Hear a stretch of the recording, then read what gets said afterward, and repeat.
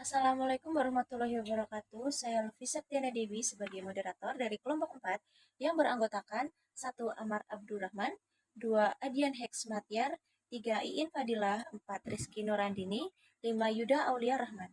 Di sini kami akan menjelaskan materi kesehatan, filsafat, dan pandemi COVID-19. Materi yang akan dibahas diantaranya 1.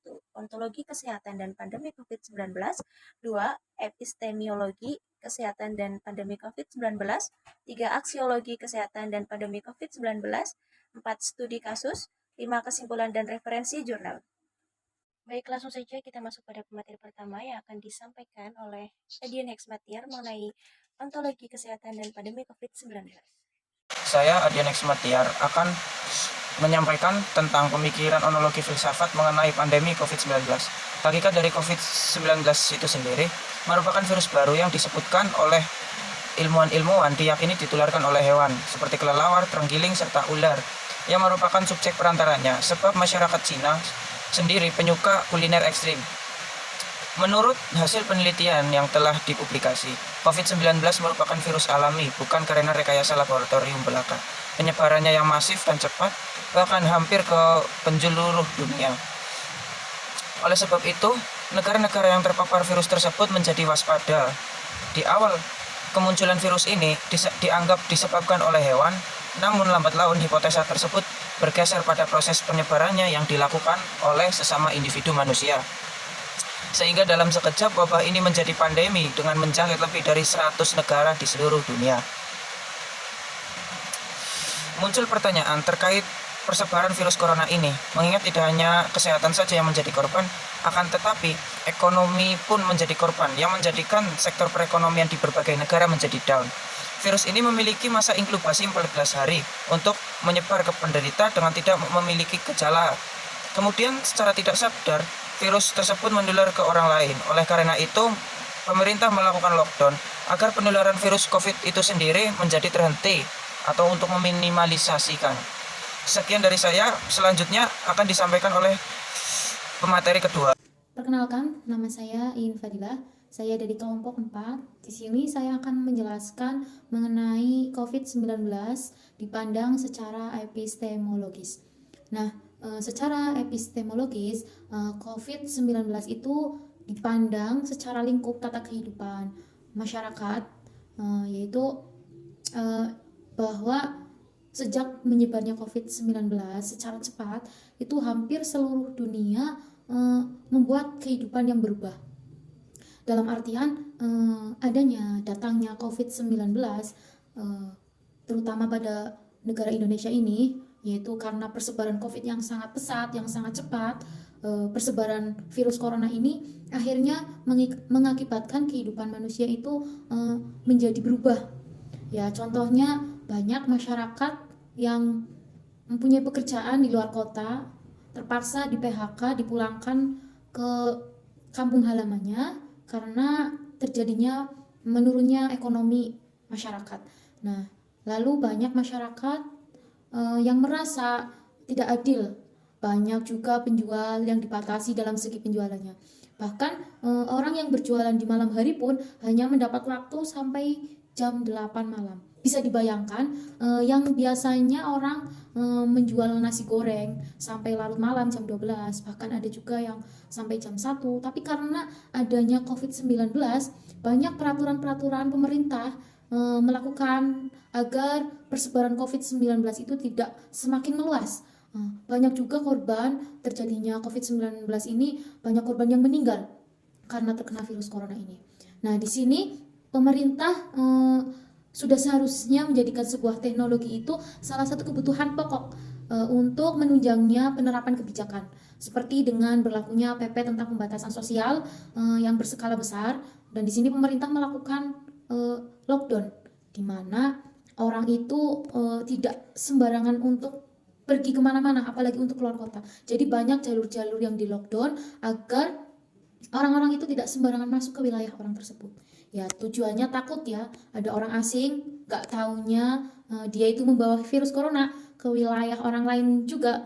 Nah, nanti jadi cepatnya persebaran virus corona untuk apa ya, dalam artian kalau semisal tidak terjadinya lockdown, otomatis orang di wilayah luar itu bisa seenaknya masuk ke wilayah orang lain juga, dan kita belum tentu tahu kondisi orang tersebut, nggak tahu dari mana asalnya ya.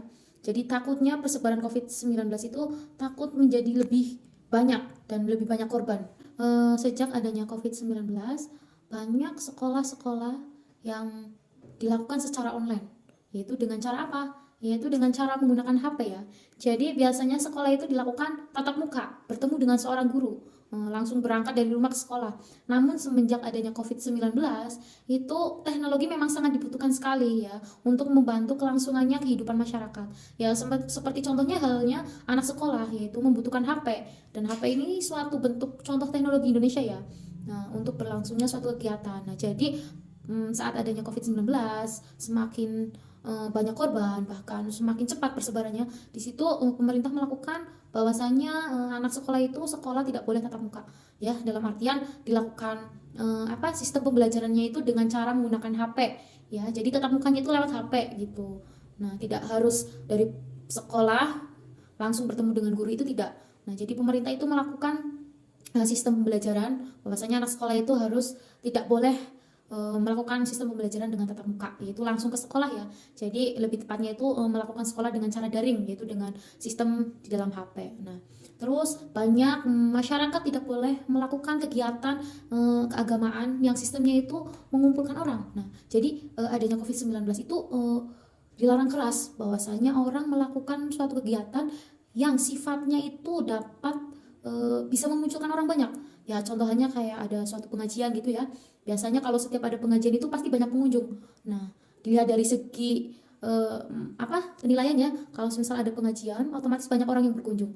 Dan itu udah termasuk orang itu banyak yang berkumpul berdesak-desakan. Nah, semenjak adanya COVID-19, sistem pembatasan kegiatan keagamaan ini sangat terbatas. Jadi jarang sekali adanya kegiatan pengajian yang bersifatnya umum ataupun mengundang orang banyak. Dengan adanya pemanfaatan teknologi oleh pemerintah, yaitu teknologi dimanfaatkan secara maksimal, yaitu pemerintah, masyarakat itu dapat mengontrol segi kebutuhan masyarakatnya. Jadi adanya teknologi itu masyarakat itu lebih terpantau oleh pemerintah gitu. Nah, akan tetapi teknologi itu mempunyai dua sisi. Ada orang yang menggunakannya dengan baik ataupun tidak baik ya, seperti halnya banyak masyarakat yang menggunakan teknologi itu tidak dengan baik.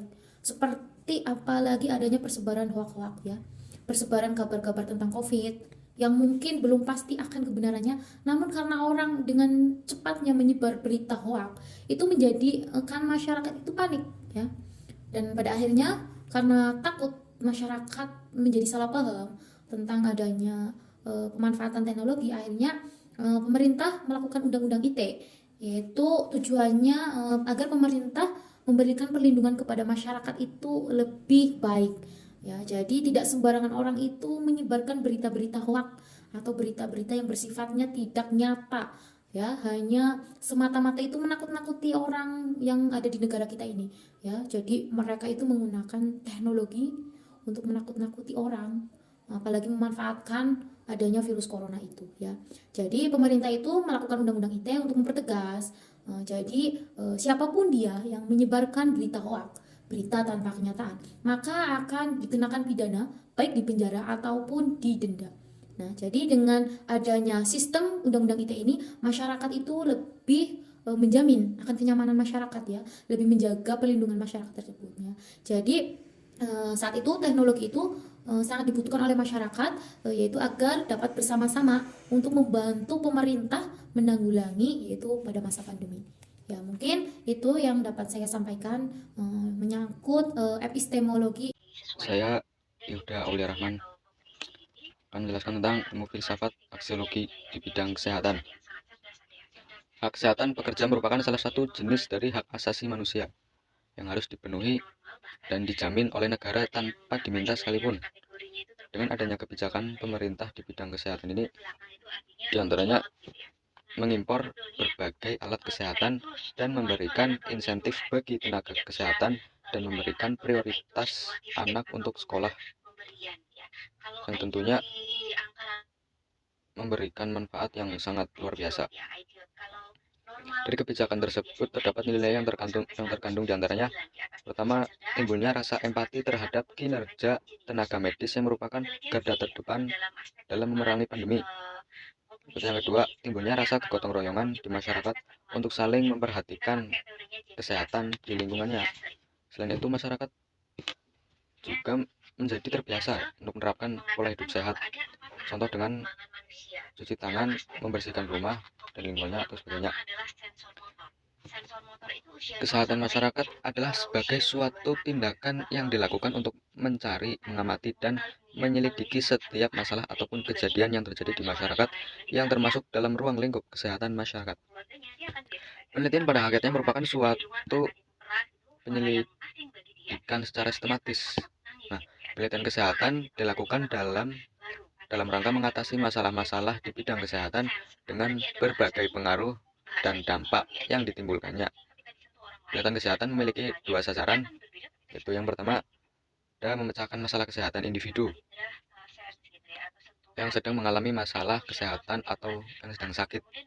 Kemudian yang kedua ada berorientasi pada kesehatan kelompok atau masyarakat yang sehat supaya dapat mempertahankan dan memelihara kesehatannya agar tetap sehat.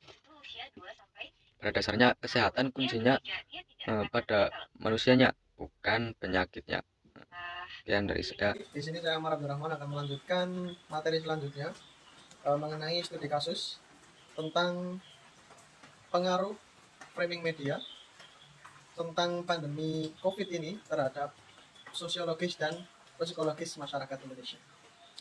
Kita akan ambil contoh media, yaitu dari Tribun, yang memberitakan bahwasanya, saya akan bacakan beritanya, yaitu breaking news, innalillahi, Wapo Tanjung Pinang Syahrul wafat karena COVID.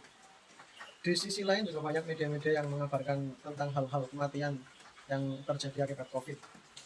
Tentu dalam struktur kalimat atau dari struktur cara penyampaian atau mungkin yang harus dipenuhi dalam mengungkapkan berita ke media, kebanyakan sudah benar memenuhi struktur yang ada. Akan tetapi di sisi lain akan berdampak kepada pengaruh sosial. Tentu yang dimaksud pengaruh sosial di sini dalam hal positif, yang mana dengan adanya berita-berita tersebut, masyarakat akan lebih berhati-hati menjaga jarak, menggunakan masker dan lain sebagainya. Akan tetapi jika ditimbang dari aspek psikologis masyarakat, ini akan berpengaruh sangat banyak, terutama terhadap pola pikir manusia yang mungkin berbeda-beda. Ada yang mungkin menganggap COVID ini sebagai hal yang menakutkan, dan ini mungkin bisa menjadi salah satu faktor manusia menjadi mudah terjangkit penyakit, ya. Salah satunya karena menurunnya imun tubuh yang terlalu banyak terforsir oleh pikiran. Oleh karena itu, sudah selayaknya media Indonesia untuk bisa seimbang dalam memberitakan berita tentang COVID ini. Di sisi lain mungkin memberitakan tentang kematian agar kita tersadar pentingnya jaga jarak. Di sisi lain harus memberitakan hal-hal kebaikan, terutama misalnya Presiden Republik Indonesia berhasil sembuh dari COVID. Nah, itu kan juga menjadi salah satu sisi positif berita yang seimbang. Mungkin itu yang bisa saya sampaikan. Saya berikan kesempatan kepada materi selanjutnya. Saya Rizky Nurandini. Di sini saya akan menyimpulkan dari materi tadi yang telah disampaikan. Yang pertama, secara ontologi atau hakikat dari coronavirus atau COVID-19 merupakan virus baru yang diyakini oleh para ahli ditularkan dari hewan kelelawar dan terenggiling serta ular yang merupakan subjek perantaranya, sebab diketahui masyarakat Cina adalah penyuka kuliner ekstrim.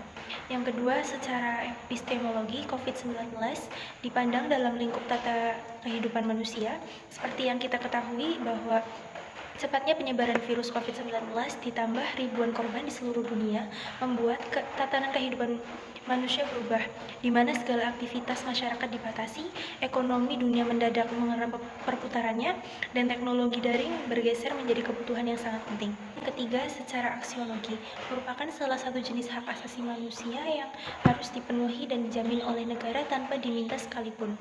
Dengan adanya kebijakan di bidang kesehatan, diantaranya mengimpor berbagai alat kesehatan dan memberikan insentif bagi tenaga kesehatan. Selanjutnya, studi kasus. Sudah selayaknya media di Indonesia bisa seimbang dalam memberikan berita tentang COVID-19.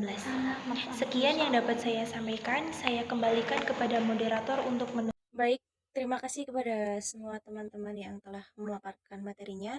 Sekian presentasi dari kami. Bila banyak kata yang kurang berkenan, kami mohon maaf sebesar-besarnya. Wassalamualaikum warahmatullahi wabarakatuh.